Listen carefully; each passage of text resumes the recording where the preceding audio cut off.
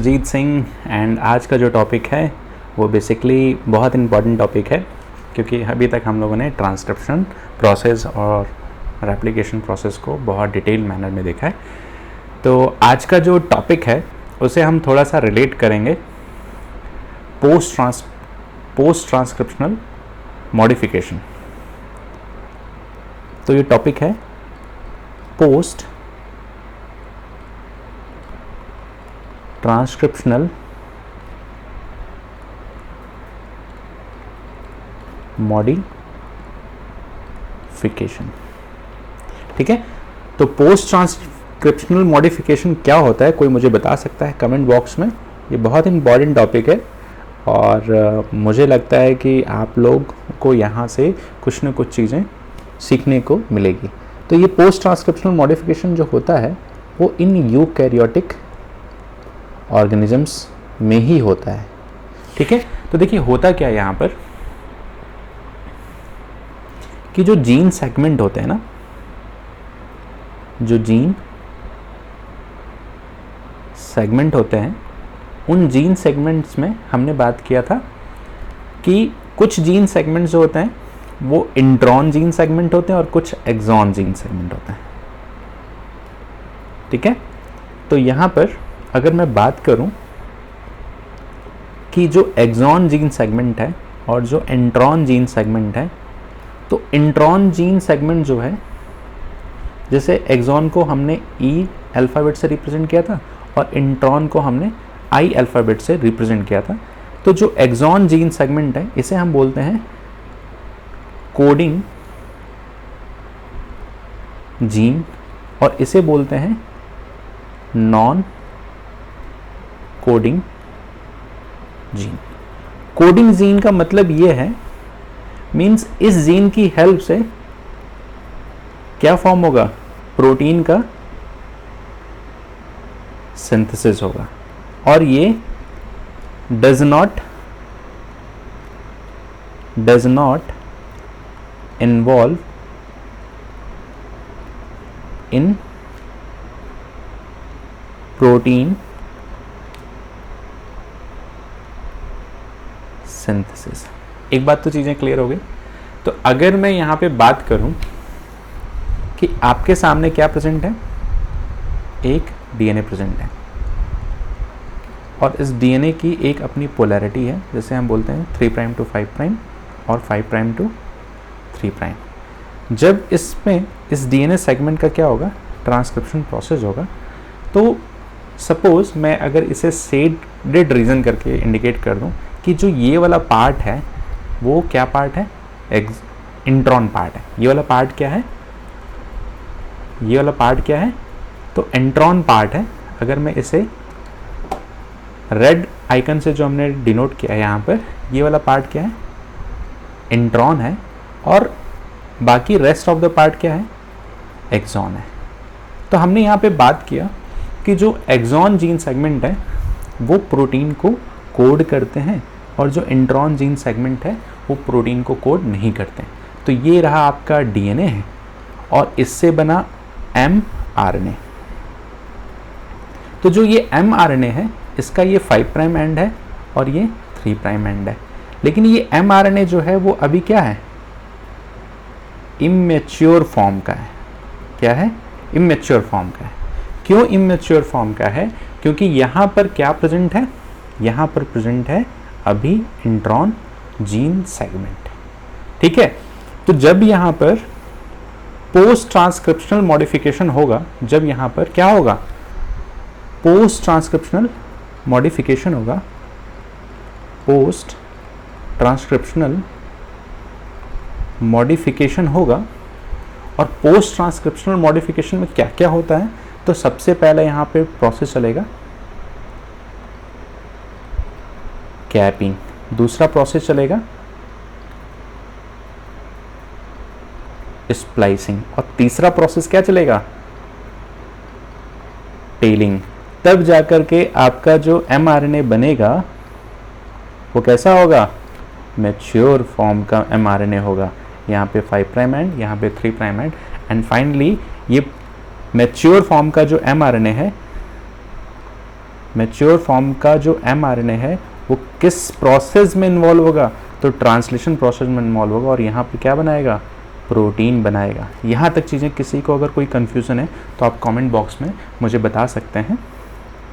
तो ये mature form का mRNA जो है वो ट्रांसलेशन प्रोसेस में पार्टिसिपेट करेगा और एक मैच्योर प्रोटीन बनाएगा। एक बात तो क्लियर है। तो यहाँ पे पोस्ट ट्रांसक्रिप्शनल मॉडिफिकेशन में हमें कौन कौन से 3 स्टेप्स को पढ़ने हैं, हम इन स्टेप्स को थोड़ा सा डिटेल मैनर में देखते हैं। तो अभी तक आपको समझ में आ गया, नाम से ही क्लियर हो रहा है, पोस्ट ट्रांसक्रिप्शनल मॉडिफिकेशन।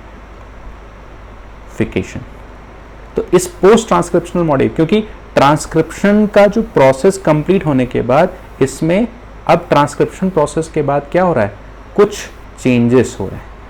तो यहाँ पर पोस्ट ट्रांसक्रिप्शनल मॉडिफिकेशन में 3 स्टेप्स हैं। कितने स्टेप्स हैं, 3 स्टेप्स हैं। पहला स्टेप क्या है, कैपिंग का process.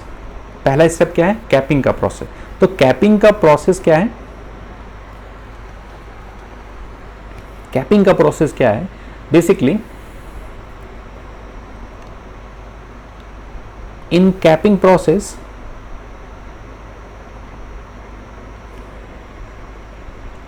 addition of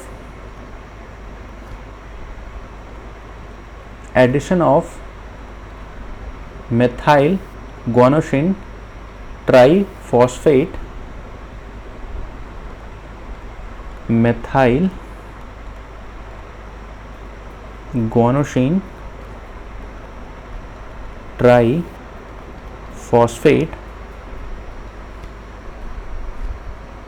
at 5' end of immature RNA। तो देखिए हुआ क्या था, ट्रांसक्रिप्शन का प्रोसेस हुआ और ये mRNA बना। mRNA की पोलैरिटी अपनी क्या है, 5' to 3', और ये हम बोलते हैं, इसी को बोलते हैं इमेच्योर mRNA या प्राइमरी ट्रांसक्रिप्ट बोल देते हैं। तो यहाँ कैपिंग के प्रोसेस में क्या हो रहा है, एडिशन हो रहा है किसका, मेथाइल गुआनोसिन ट्राइफॉस्फेट। कहाँ पर एडिशन हो रहा है, at 5' end, at 5' end of mRNA। तो आप देखेंगे कि जो mRNA का 5' एंड क्या है, ये एंड है, और यहीं पर क्या ऐड हो जा रहा है, मेथाइल गुआनोसिन ट्राइफॉस्फेट का क्या हो जा रहा है, एडिशन हो जा रहा है। मीन्स यहां पर एक कैप स्ट्रक्चर फॉर्म अटैच हो जा रहा है, कहां पर, mRNA पर। ठीक है, तो ये प्रोसेस क्या हो गया, कैपिंग। तो कैपिंग क्या है, capping is the process in which addition of methyl guanosine triphosphate कहाँ पर, at 5' end of immature mRNA। तो पोस्ट ट्रांसक्रिप्शनल मॉडिफिकेशन का जो पहला स्टेप है कैपिंग प्रोसेस, कैपिंग प्रोसेस में क्या होता है, मेथाइल गुआनोसिन ट्राइफॉस्फेट का एडिशन हो जाता है at 5' end of mRNA। Post transcriptional modification का जो सेकेंड स्टेप है, उस स्टेप को हम बोलते हैं स्प्लाइसिंग। ठीक है, तो स्प्लाइसिंग में हमने स्टार्टिंग में बात किया था कि जो mRNA बनता है आपके पास, mRNA का 5' एंड और ये 3' एंड, और इस mRNA में कुछ जीन सेगमेंट जो हैं वो किसके प्रेजेंट हैं, तो इंट्रॉन के। रेस्ट जो जीन सेगमेंट हैं वो क्या है, उसे ही हम क्या बोलते हैं, एक्सॉन बोलते हैं। यहाँ तक तो चीज़ें क्लियर होंगी सभी को, क्योंकि हमने इसी चीज़ को हमने अभी थोड़ी देर पहले समझा था। तो स्प्लाइसिंग क्या है, कोई मुझे बताएगा। Splicing is the process in which removal of intron gene segment. तो स्प्लाइसिंग क्या है? इंट्रॉन जीन सेगमेंट का रिमूव होना। तो फाइनली आप देखेंगे कि जो स्प्लाइसिंग जो प्रोसेस है, इनमें से क्या निकल रहा है, क्या रिमूव हो रहा है, तो आप अंडरस्टैंड देख सकते हैं कि यहां से क्या निकल रहा है, इंट्रॉन्स का रिमूवल हो रहा है। और जब इंट्रॉन्स रिमूव हो जाएंगे तो क्या बचेगा? सिर्फ और सिर्फ mRNA बचेगा। ये सभी एक दूसरे से बाइंड हो जाएंगे और बाइंड होने के बाद एक 5 प्राइम एंड है और एक 3 प्राइम एंड है। ठीक है, ये चीज़ तो क्लियर हो गई सभी को, चीज़ें क्लियर है सभी को। तो फाइनली स्प्लाइसिंग प्रोसेस आपने अंडरस्टैंड कर लिया, कैपिंग प्रोसेस अंडरस्टैंड कर लिया, और अब जो थर्ड स्टेप आता है उसको हम बोलते हैं टेलिंग। तो टेलिंग प्रोसेस में क्या होता है?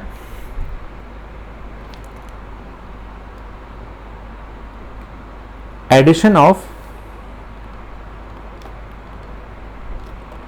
Poly A tail at 3 prime end of mRNA। ये बात क्लियर है? तो होता क्या है कि जो आपके पास mRNA है, mRNA है, यहां पर poly A tail means adenine के कई ढेर सारे रिपीट्स जो फाइनली क्या हो जा रहे हैं, जुड़ जा रहे हैं। एट कहां पर? एट 3 प्राइम एंड, इसी को आप बोलते हैं पॉली ए टेल। तो हो क्या रहा है कि जो यहां पर mRNA है 5 प्राइम एंड, और यहां पर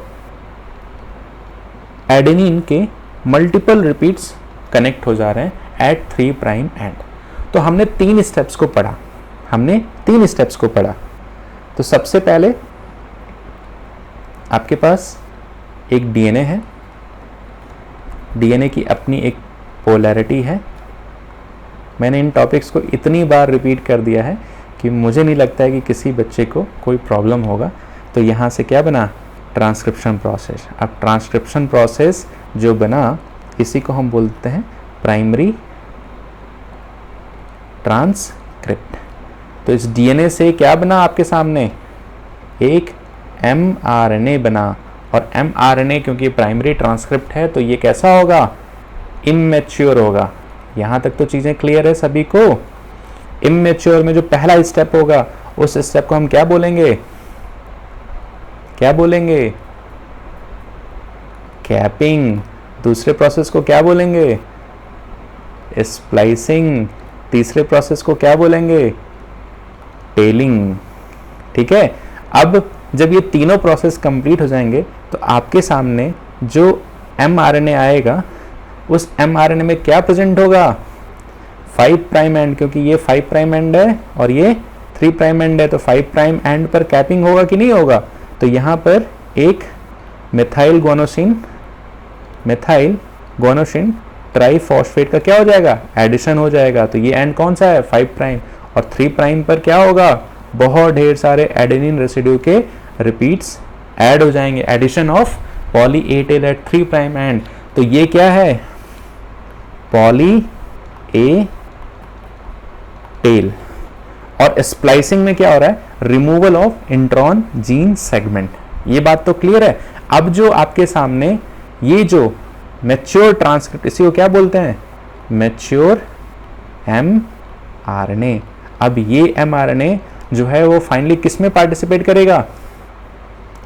ट्रांसलेशन प्रोसेस में। और यहां पर क्या बनाएगा? एक स्पेशलाइज्ड प्रोटीन मॉलिक्यूल बनाएगा। ठीक है, तो ये सारा जो टॉपिक है, इस स्टेप को ही हम बोलते हैं पोस्ट ट्रांसक्रिप्शनल मॉडिफिकेशन। ये चीज तो क्लियर है सभी को? आप मुझे इंस्टाग्राम पर भी फॉलो कर सकते हैं, और इंस्टाग्राम की जो मेरी आईडी है वो है बायोलॉजी बाई सुजीत। ठीक है, biology_by_सुजीत मुझे इंस्टाग्राम पर भी फॉलो कर सकते हैं, और वहाँ पर भी आप मेरे को बता सकते हैं कि अगला टॉपिक आप कौन सा पढ़ना चाहते हैं। मैं उस टॉपिक को भी कवर करने की कोशिश करूँगा आगे के वीडियो लेक्चर सीरीज़ में। तो आप सभी से मेरा रिक्वेस्ट है, इन सभी वीडियो लेक्चर्स को आप अपने फ्रेंड्स के साथ ज़्यादा से ज़्यादा शेयर कीजिए, ताकि सभी का बेनिफिट हो सके और सभी को बोर्ड एग्ज़ाम्स और नीट के एग्ज़ाम्स में हेल्प मिल सके। पर कंडीशन यही है कि आप पहले एनसीईआरटी रीड कीजिए, देन इस नोट्स को पढ़ने के बाद एटलीस्ट 2 बार एनसीईआरटी को कंप्लीट कीजिए, रीड कीजिए। फिर भी नहीं समझ पाता, फिर से आप वीडियो लेक्चर्स को देखिए, फिर से एनसीईआरटी रीड कीजिए। मैं प्रॉमिस करता हूँ आपको कि इस एनसीईआरटी के बाहर से कहीं क्वेश्चंस नहीं बनते हैं, चाहे वो बोर्ड एग्ज़ाम्स के हों, चाहे वो नीट के हों। Thank you very much to all my lovely audience. Please support and give me a positive feedback on my YouTube channel by the help of comment sections. Thank you very much.